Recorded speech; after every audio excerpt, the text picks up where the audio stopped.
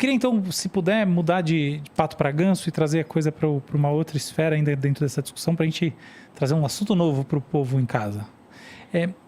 Eu finalizei hoje um artigo lá para minha coluna que procura responder o seguinte: por que, afinal de contas, a gente estava esperando uma guerra que, pelo menos nesse seu começo, fosse altamente tecnológica do ponto de vista cibernético e não foi o que a gente viu até aqui? Por que a guerra cibernética, nesse sentido mais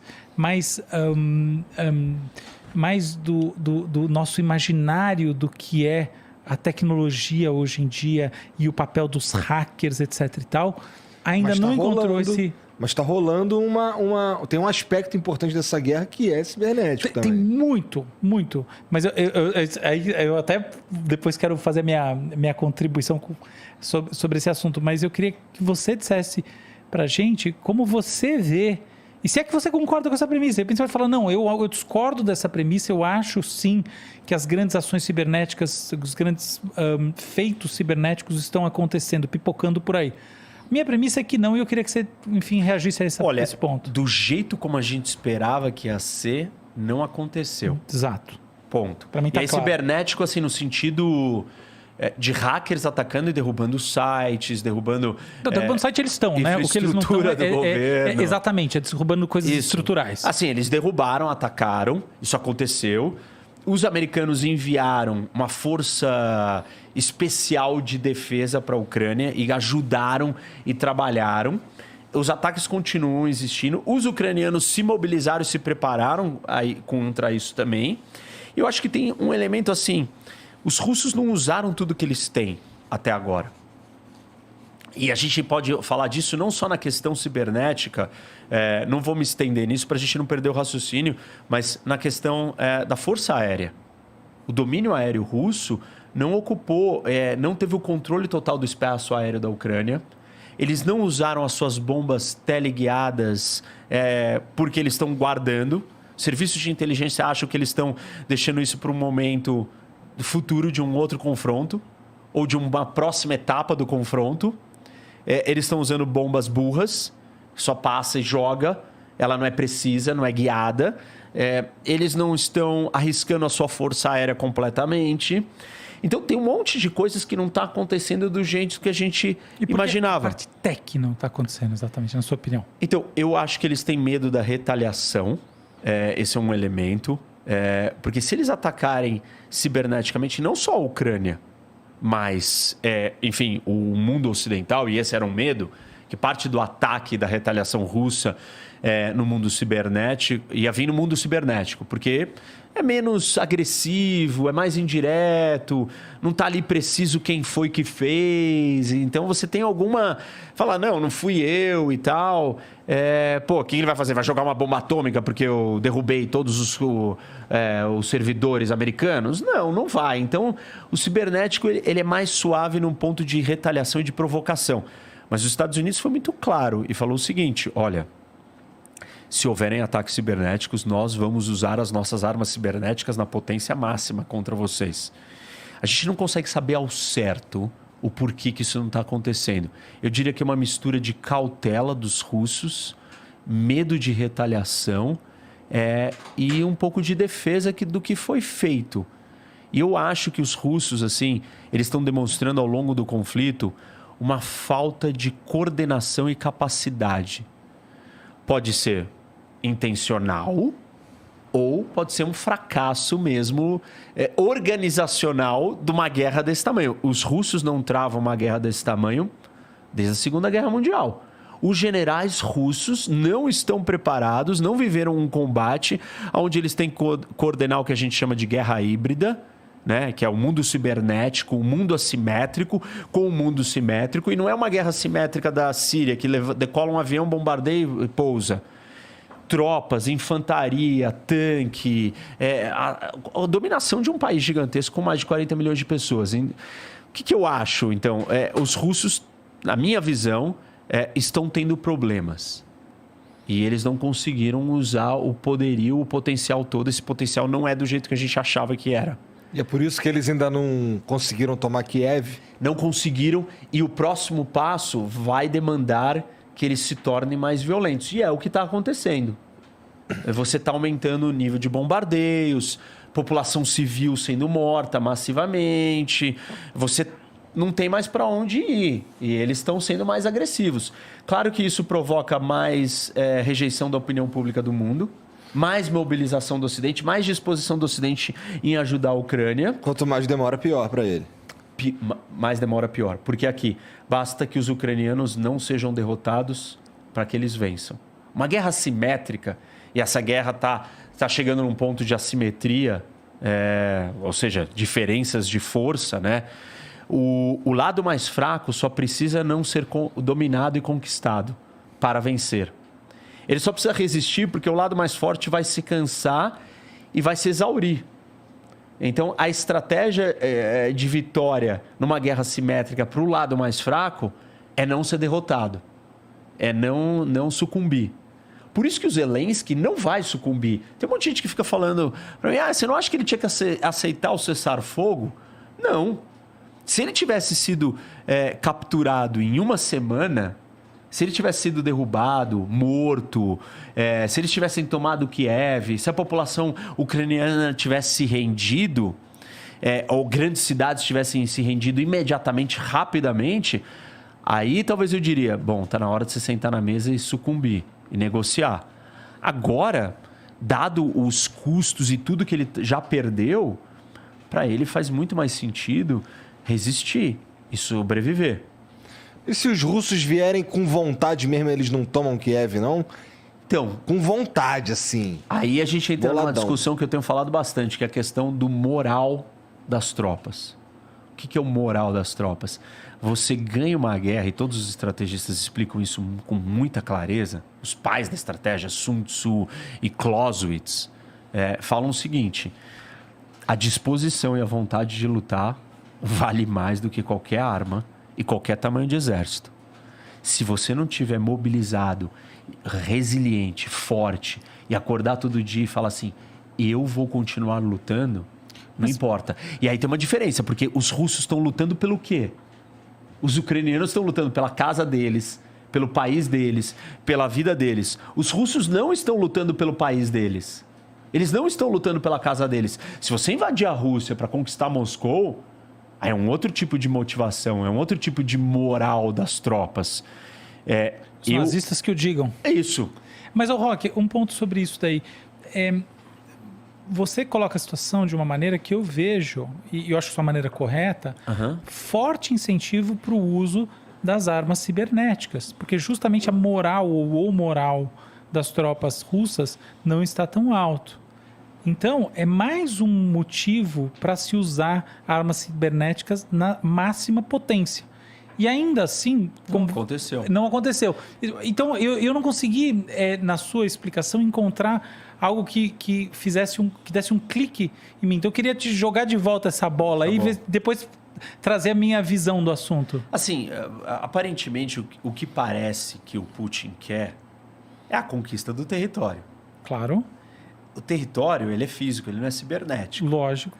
Então, um ataque cibernético aqui, ele é complementar. Isso, mas ele pode ajudar. E por que ele não está lá? Ele pode ajudar, mas aí, assim, ele está gastando uma arma já agora. Eu acho que, estrategicamente, eu não vejo que isso é decisivo. Eu não vejo que agora um uso cibernético, pronto, vai sucumbir as forças ucranianas para elas não lutarem mais. Mas, por exemplo, vamos lá. Colocando as coisas de maneira bem prática. Eu ter acesso às câmeras de segurança nas cidades ucranianas me permite desenvolver estratégias e mitigar danos de uma maneira absolutamente eficiente. Um grupo russo, eu entrei em contato com vários grupos hackers ao redor do mundo, tá? Alega ter feito para essa coisa que eu vou publicar, acho que sai amanhã na minha coluna no UOL, depois de amanhã, sei lá quando. Enfim, um grupo russo chamado The Red, como é que é? Esqueci agora, Battalion, qualquer coisa assim, alega ter atingido essa estrutura, ter acessado essa estrutura e ter efetivamente conseguido esse controle. E depois esse grupo, a propósito, mudou de lado e está apoiando os ucranianos, um grupo russo, tá? Enfim, o ponto pode sim existir coisas, variáveis muito fortes do ponto de vista cibernético, como acesso às câmeras. Se eu sei onde está o inimigo, eu tenho uma vantagem absurda. Ou, por exemplo, o Stuxnet, né? O primeiro grande vírus cibernético, o vírus que entrou nas centrífugas iranianas, exatamente. Teve um poder aqui, uma importância durante... Foi a primeira arma cibernética poderosa, usada, exatamente. Super importante. E, então, assim, eu não diria que haveria qualquer razão para não se usar isso do ponto de vista estratégico nesse momento, exceto se... Não, deixa eu falar. Não, eu quero ver a sua teoria. Tá, a minha teoria é a seguinte, ela combina uma série de variáveis, não é bem uma teoria, é a minha explicação.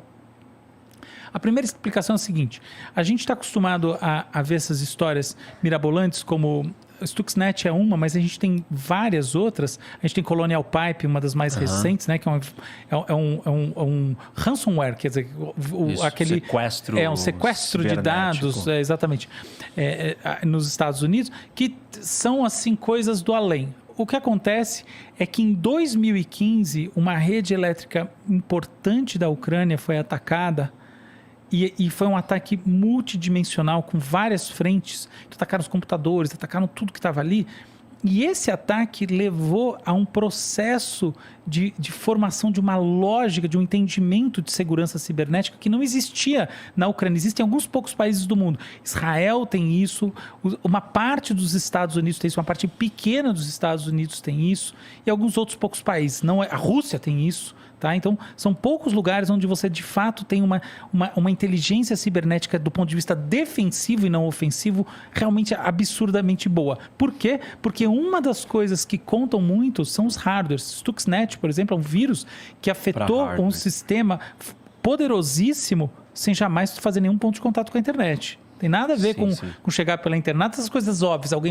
Mas ele teve que ser colocado lá. Ele teve que ser colocado lá. Mas como que ele foi colocado lá? Ele foi colocado lá pelo mero processo dos engenheiros, dos técnicos da usina, estabelecerem pontos de contato com seus computadores com as máquinas que estavam operando lá, especificamente uma máquina da Siemens, tá? Que é uma parte do rotor da centrífuga. Então, o que acontece? A lógica de fazer isso é uma lógica complexa. Então, assim, primeiro ponto de partida, o ponto de partida é o que você já falou, eu concordo inteiramente com você. Trocando em miúdos, não é fácil. Não vamos assim, romantizar e achar que... que nem, por exemplo, teve um ataque na Bielorrússia que atrasou um pouco os trens. Isso, atrasar um pouco os trens já é um feito, porque o negócio não é fácil. Primeiro ponto é esse. Acontece o seguinte, apesar de não ser fácil, você pode direcionar as suas estratégias nessa direção. A minha visão é que não foi feito porque desde o começo não é um modelo.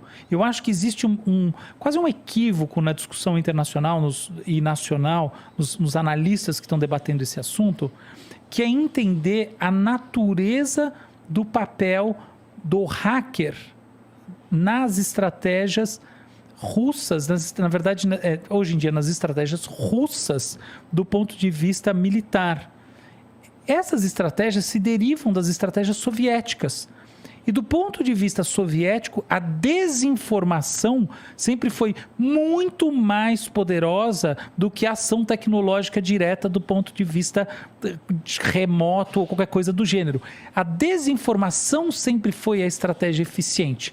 Então, para mim, o paradigma, para a gente entender assim, o que acontece, né, nesse papel dos hackers, nessa história do ponto de vista da Rússia, é uma operação chamada Infection, que é uma operação que aconteceu nos anos 80, 85, 86, na verdade ela começou um pouquinho antes, mas 86, assim, ela teve um momento mais alto, que espalhou uma fake news de que a origem do vírus HIV era um laboratório americano em Maryland que havia criado esse vírus para matar a comunidade gay e para matar negros. Essa era a ideia. E essa fake news foi plantada num jornal indiano originalmente, se não me engano é The Patriot, alguma coisa assim, e ela passou, depois teve uma dupla de cientistas da Alemanha Oriental que publicou um paper argumentando que podia provar essa origem americana do vírus,